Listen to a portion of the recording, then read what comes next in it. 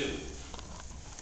Jesus talks with illustrations today, as well as Paul in his first letter to the Corinthians, about how he had been all things to all people, that he might help a few get to where they need to be.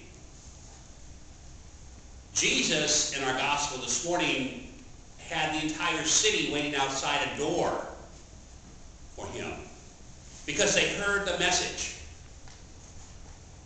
They knew what he was about. He is a healer. He has the power to cast out demons. And then Jesus, after he did his miracles, retreated to pray. Because even for Jesus, strength is found in prayer. What does that mean for us when we hear Paul talk about, well, I want to be all things to all people, and in reality, that's a pretty much of an impossibility. I mean, that's a great theory. I'd like to be all things to all people. But you know what? There are some that that's not going to work. So, what do we do? And Jesus brings that whole power of healing. And people gather around, and regardless of who they are. And that's the point. That's the point of our readings today, is that there is no corner on the market for the message of Jesus. That we need to determine what our vision is, and how in the world are we going to affect that vision in the community in which we find ourselves. 8 years ago, when I began the position of deployment officer, transition minister for the diocese, at that time there were a lot of open positions. So I was traveling much more than I do now from place to place to place. But I was quickly surprised that there was some kind of a stream of consciousness that many of the search committees had in their mind. And it was very simple. They wanted a particular kind of person. They wanted that person to evangelize. And they wanted to make changes within their church. Now that's all fine, well and good. But after the call was made, and I checked within 6 months to see how things were going with that call, there was some bit of conflict, because they weren't really too sure about the kind of people that this new person was bringing into the church. We're not sure that that's the kind of person we really want to have. And we're not too sure about this collaborative issue of ministry. What is that? You're the one in charge. We called you. That's what we pay you for. That's not an isolated case. And that's not isolated only to the Episcopal Church.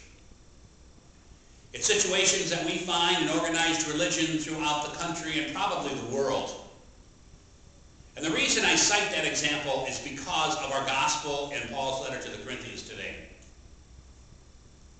That we need to have a position in our lives where we are open regardless. That we do not judge, as Jesus didn't judge. He had all these people coming to the house after he took care of Peter's mother, and he got something to eat, and he was ready to go. And he looked and he said, "Oh, isn't this great? Look at all these people. We've got people who are sick. We've got people who are possessed. We can work with them. We can pray with them. Regardless." And he didn't ask, "What do you do?" He didn't ask, "How well off are you socially, economically?" He didn't ask, "What's your relationship with other people?" He accepted them for who they were as a human person. And that's exactly what we are called to do in our ministry. And we can't do our ministry unless we take that first step of what Jesus and Paul talk about in our gospel today. It's about acceptance. It's about recognition. It's about concern. It's about care. It's about what we and our talents have to offer regardless of who these people are. We know in the ministry of Jesus that he tended mostly to the downtrodden. But we also know that he had relationships with people that were not downtrodden. And some of those were his apostles. Matthew, the tax collector. I mean, my heavens, who would ever think that a tax collector would follow this guy? He probably just wanted to see how much money he had so he could tax it. But that wasn't what Matthew was about. How about Peter? He's a fisherman, successful in what he did. Jesus didn't say, "You've been really successful, Peter. Now come on, I'm going to make you successful here." He said, "You know, you fish. And I'm going to make you fish now, but in a different way. Because that's your talent, that's your skill, and that's your ability." So today we are called to meditate upon what Jesus said. This is my purpose. This is what I'm about.